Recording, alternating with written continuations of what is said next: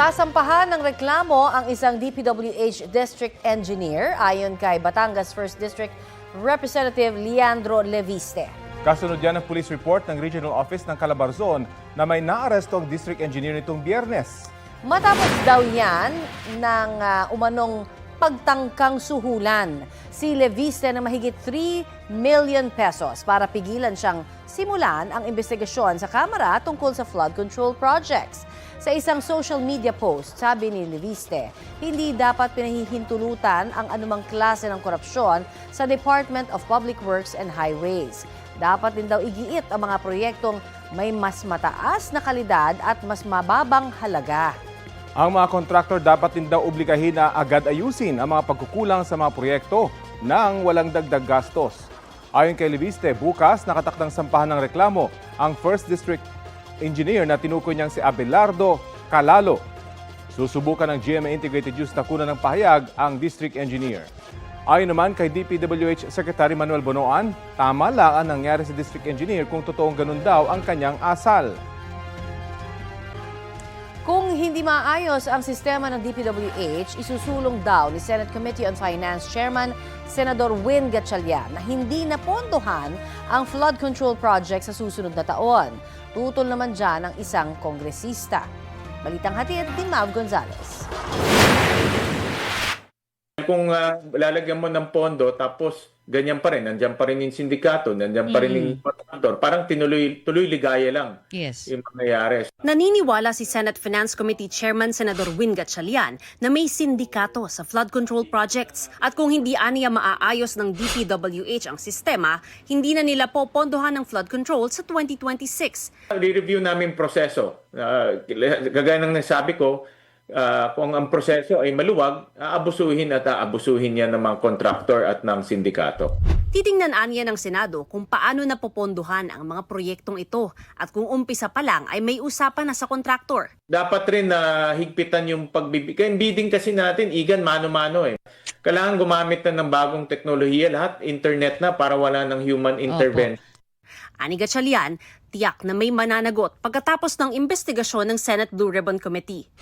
Tutol naman si Bicol Saro Party List Representative Terry Ridon na i-zero ang budget sa flood control sa 2026. Pagka sinira mo yung flood control for next year, edi kawawa ho yung mga nasa mga kailugan. We have to be a bit more reasonable, no, in all of these things. Kasi nga, again, we have to state it clearly. Flood control is something that is fundamental for climate risk communities. Sabi ni Senador Ping Lacson, nakilahok na ang publiko sa pagre-report ng substandard at ghost projects. Ang huling pagsubok, ang kasiguraduhang may mapaparusahan. Sana raw may malaking tao na makasuhan at makulong para wag na pamarisan. Dahil kung wala, mawiwili ang dating gumagawa at mahihikayat ang di dati gumagawa. May isiniwalat naman si Baguio City Mayor Benjamin Magalong tungkol sa mga anyay request at reklamo ng mga kongresista pag nagsimula ang deliberasyon ng national budget sa Kamara noong nasa PNP pa siya. Bigla kami makakatanggap ng message sa taas, sasabihin na puntahan nyo na yung mga congressman at tanongin nyo na kung ano yung mga kagustuhan nila. Ano yung mga complaint nila. So, yung mga maayos na congressman, maayos sa mga tanong, maayos sa mga kahilingan. Pero yung mga may kalokohan ay puro parochial concerns yan.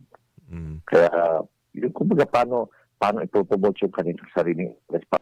Walang partikular na sinabing request si Magalong. Dagdag ni Magalong na convener din ng Mayors for Good Governance pag budget hearings. Hinihingi lang umano ng mga kongresista ang pansariling interes. Nag-uusap din kami mga mayors, pati na rin sa League of Cities, pati mga kasamahan namin dyan sa League of Municipalities. Kadalasan, iisa lang ang complaint Walang konsultasyon sa local government. Gumagawa ng project itong mga tiwaling congressman. Yun ang nasusunod. Nag-uusap-usap na raw ang samahan ng mga alkalde sa sunod nilang gagawin matapos sabihin ni Senador Lacson na may mga senador at kongresistang may kinalaman umano sa mga flood control project. Handa rin daw si Magalong na humarap sa pagdinig ng Kamara ukol sa flood control projects. Sa susunod na 2 linggo, inaasahan ang pagdinig ng House Tri-Committee hindi lang sa flood control projects, kundi sa iba pang palyadong infrastructure projects ng gobyerno, kabilang ang Cabagan Bridge at Benguet Rock Shed. Sana raw kung may whistleblowers ay tumestigo roon at magbigay ng ebidensya. In the event na mapangalanan po ang kahit sinong senador, kahit sinong kongresista sa mga usapin po na ito, bibigyan ho sila ng karapatang magpaliwanag, sumagot sa komite. Mav Gonzalez nagbabalita para sa GMA Integrated News. Isang ipu-ipo ang namataan sa laot ng Atimonan, Quezon Province. Ayon kay Youth Trooper Dayan Diestero, nagpipiknik ang kanilang pamilya nang makita nilang pamumuo ng ipu-ipo. Tumagal daw yan ng mahigit 10 minuto. Nang mawala ang ipu-ipo at saka bumuhos ang malakas na ulan. Ayon sa Pag-asa, karaniwang nabubuo ang ipu-ipo o water spout tuwing may severe thunderstorm. Sasabayan ng ulan ang pagdiriwang ngayon ng National Heroes Day sa ilang bahagi po ng bansa. Ayon sa Pag-asa, nagpapaulan ngayon ang isang low-pressure area sa Visayas, Bicol Region, Northern Mindanao, Caraga at Quezon Province. Namataan po yan 150 kilometers silangan ng Giwan, Eastern Samar. Nananatiling mababa ang tsansa ng nasabing LPA na maging isang bagyo. Hanging habag at muli ang magpapaulan at nagpapaulan na nga po sa Palawan, Occidental Mindoro at Zamboanga Peninsula. Makakaasa naman daw tayo sa maayos na panahon dito sa Metro Manila at ilang pang panig ng bansa. Nakataas ngayon ang thunderstorm advisory sa ilang panig ng Quezon. Pinaalerto po yung mga residente mula sa banta ng baha o kaya ng landslide. Tatagal ang babala hanggang 12:56 ngayong tanghali. Aksidente sa Bacoor, Cavite, sugatan ng 4 na sakay ng isang barangay emergency vehicle matapos masalpok ng nag-counterflow umanong bus. Ang naaksidenteng emergency vehicle maghahatid sana ng pasyente sa isang ospital sa Maynila. Balitang hatid ni Bam Alegre. Wasak ang harapan ng isang barangay emergency vehicle matapos sumalpok sa isang poste sa kahabaan ng Aguinaldo Highway sa Panapaan 1, Bacoor, Cavite kagabi.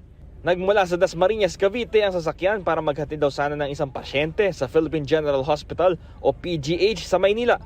Nakasalubong daw nito ang isang bus na wala sa lane nito. Yung vehicle namin dapat papunta siya ng PGH actually para maghatid ng patient. And then ang report sa akin kanina, nag-counterflow yung bus. Nasagi niya kaya bumunggo dito sa pinaka-poste. Sa mga larawang ito mula kay Barangay Captain Jam Ibardolasa, kita ang mga sugat na tinamo ng driver ng emergency vehicle. Isinugod siya sa pinakamalapit na pagamutan. Main driver nasa pagamutan ngayon. May injury niya sa braso tsaka sa hips. Then CT scan siya. May minor injuries naman ang karelyebo niyang driver, maging ang pasyente na sana ihahatid sa ospital, pati ang kanyang kaanak. Nadala rin sila sa ospital. Hawak na ng Bacoor Police ang bus driver. Wala pang pahayag mula sa bus driver at sa pulisya habang isinasagawa ang investigasyon. Sinisigan pa ng GMA Integrated News na makuha ang kanilang pahayag. Bam Alegre, nagbabalita para sa GMA Integrated News. Ito ang GMA Regional TV News. Iba pang maiinit na balita sa Luzon, hatid ng GMA Regional TV. Patay ang 3 sakay ng isang van nang sumalpok ito sa 2 bahay sa San Narciso, Quezon. Chris, ano ang naging dahilan? Tony, inaalam pa kung human error o mechanical error ang sanhi ng insidente. Nawasak ang harapang bahagi ng van sa tindi ng pagsalpok nito.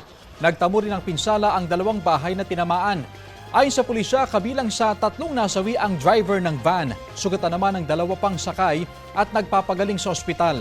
Wala namang nasaktan sa mga residente ng 2 bahay. Isang bagong silang na sanggol naman ang natagpuan sa tambakan ng basura sa Reyna Mercedes, Isabela. Ayon sa pulisya, nadiskubre yan nang makarinig ng iyak ang isang residenteng napadaan sa barangay Dangan. Nakita sa tabi ng dalaking sanggol ang supot na may lamang inunan o placenta. Sinuri na ang sanggol at inoobserbahan ngayon ng Rural Health Unit ang kanyang kondisyon. Nakatakdang i-turnover ang sanggol sa pangalaga ng Municipal Social Welfare and Development hanggat hindi pa natutukoy ang pagkakakilanlan ng kanyang ina.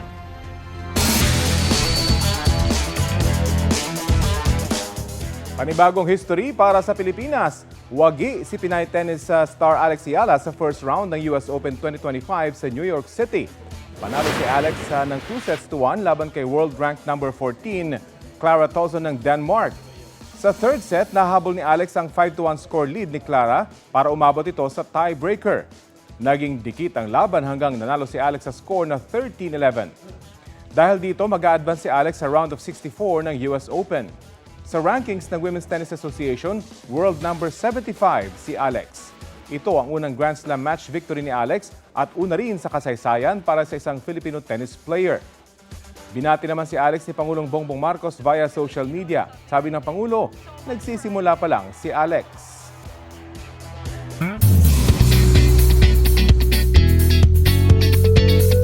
Happy Monday mga mare at pare! Heto na ang latest sa Nation Sun at Sparkle housemate Will Ashley. Mapapanood soon ang Kapuso second big placer sa Daig Kayo ng Lola Ko. Makakasama niya riyan ang co-Sparkle housemate niya na si AZ Martinez, Maka-star Ashley Sarmiento at Althea Ablan. Inaabangan din ng iba pa niyang projects kabilang ang Love You So Bad with Dustin Yu at Bianca De Vera. Despite his busy schedule, thankful si Will sa kanyang blessings. Nakalatag na rin daw for investments and savings ang kanyang finances.